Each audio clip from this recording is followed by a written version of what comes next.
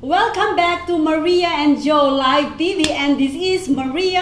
Hey, don't forget Joe. Oh yes, and of course we have a Special guest? Yes, we have a special guest. Where is he? Oh, I don't know, where is he? He's stuck up in the middle. Oh, this is Mr. James Presley. Thank you. The producer of Peter Pan. Yep, we have a new version of Peter Pan. Great. Peter Pan's Magical World of Neverland, and that we have a tentative time frame, not an actual release date, but we're looking at April of 2019. Very possibly. The pilot of this is actually a charity with the proceeds that will be going to the Great Ormond Street Hospital, Children's Hospital in London. And that is actually the company that the writer of Peter Pan, James M. Barrie, he left those folks in charge of the play, the rights to it, the licensing, and they have graciously allowed me to do our version, a spin-off of Peter Pan. It's very, very close to the original. We have some Disney stars, ex-Disney stars that are in it, very popular still within that realm. We have a couple of the voice characters here with us today. It's been a lot of fun. We have an animation team on the East Coast, and they are working, doing all the animated storyboards. We've got the soundtracks done. We've got lots of local singers that are popular in Las Vegas that are singing songs on this. We have a popular lady out of Los Angeles that's singing. So and we have a cast of about 15 kids that are age specific on there. It's a great cast. It's a lot of fun. And like I say, this particular pilot, which will be a 25-minute animated feature, all the proceeds will go to the Great Ormond Street Children's Hospital in London. And probably the biggest, going to be the most popular star. This is an indie film. Now, indie films take a while to produce because we don't have a $250 to $1 million budget. We're doing it with our talent and our time, and it is a charity. But we have a Disney star, and many folks may not know her name. Several thousand do. Her name is Margaret Carey, and Margaret was the 1953 Tinkerbell in the original Peter Pan. Tinkerbell didn't talk in that movie, but she is the reference model.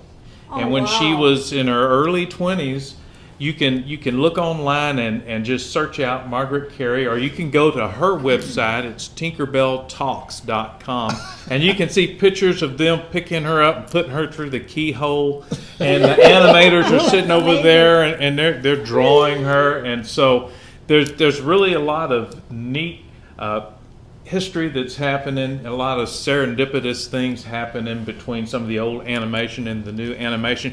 We actually have some people that are associated, and as I say, it is an indie project, but some people that were with some of the Disney things, such as Phineas and Ferb. I have one of those animators with us. So there's a lot of really great high-end people involved. It's a lot of fun. Yeah, how can I be the girlfriend of Peter Pan? Well, we'll talk to Peter. You might have to get past his mom. I think Peter Pan just turned 15, but you know. Oh, shucks. Well, I'm gonna wait. There you go. You should wait a little while, Maria. Well, you know what? You are mentioning about you are now in the production of the animation. You already did all the soundtrack and the voiceover, right? Yes. Wow. They're all done. We have some of the voiceover people here.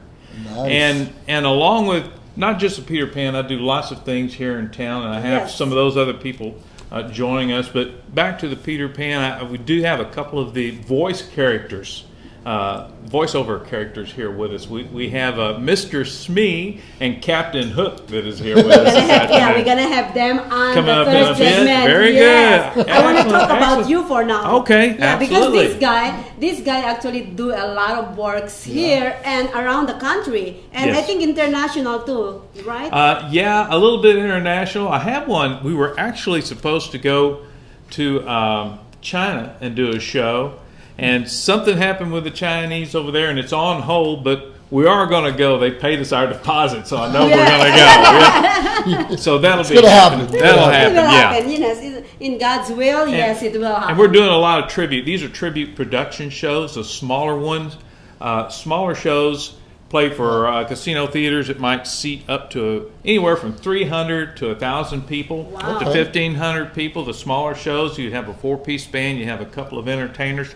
And then I work with larger shows, and I'm just a hired gun. I'm the keyboard player. Sometimes I'm just a keyboard player. Sometimes I'm the music director. The man. Oh, God. Whatever they need me for, I'm for hire. And some of the larger shows might have a cast of 20 or so people, and those might have 3,000 people in the theater that come to it. So I'm just a guy that works. So kind of like the size of our studio. Yeah, there you go. I'm just a working musician. That's all. Do you remember him on the October 1st shooting? He called in. Oh, yeah? On our show. He is behind that phone. There you go. So you always meeting more, Yeah. Well, But good. anyways, he does. He's actually producing a lot of music too. Yes. On country music. He always in Nashville. I always see you like Nashville. We were there. My wife and I were there just a couple of weeks ago, and that city has really come to life with the live music. Yes. Now, 20 years ago, when I finished touring out of Nashville, it was a joke. They said the last musician out, turn the lights off before you leave Nashville. And now on Lower Broadway and going up through Broadway where all the clubs are, they're so busy. All the clubs that were there now are 3 and some of them 4 stories high. And in the old buildings, and there is a band on every floor. It's just incredible. It looks like you're walking through a Friday or Saturday night, downtown Las Vegas on Fremont Street. It's just great. But that is country music. I have a country artist in a little bit you guys will talk to. Steve is here, and Steve is one of the writers, and I do that a lot too. You're talking about me producing the country things. Yeah. I have writers that come to me and they say, okay, these are my songs, and we pick which ones they want me to produce, and I do all their tracks, and then they come in and they sing, and then they put their songs on YouTube or different places so they can pitch them to publishers and singers. So that's part of what I do. I'm just sort of a jack of all trades. And he is. Definitely a master of none. You know what I mean? Right. With this Peter Pan movie, oh my God, I was like blown away. Well, I met I met this guy, Mr. James Presley, actually online. He started talking about the Peter Pan, right? Yes. Yeah, and then I called him and I said, well, I want you to be in my show. And we start meeting, we become friends, and it's been like 10 months, 11 months already. And like I said earlier, 7 months that I've been waiting. Time is everything. Yeah, time is everything. And he kept on looking on his schedule. Maria, I'm available on this day and this day. Which one do you want? And I said, you know what? Perfect. On the 12th, it's my Maria and Joe Live TV.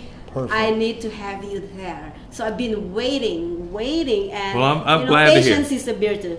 Glad to be here. Absolutely. I'm sure glad to be here. Yeah, the Maria and Joe show's the foundation of our social media shows. Oh, great. So you're on the original founding show that's bringing our network together, and we appreciate it. Oh, well, I appreciate you having me here and my friends coming out. Well, good. This is really the fun part of what I do with the folks that are out here today and the Peter Pan, all this.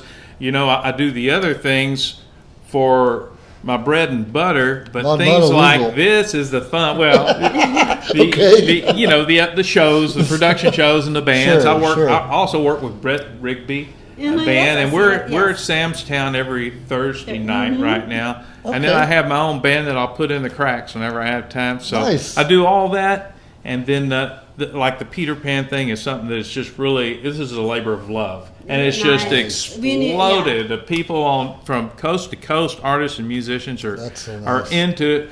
The general public doesn't know a lot about this yet, but now they know. Yeah, now they know. I'm so glad that you actually you are saying this the first time in our show. We are so privileged to have you. Thank you. Yes. Thank you for having me.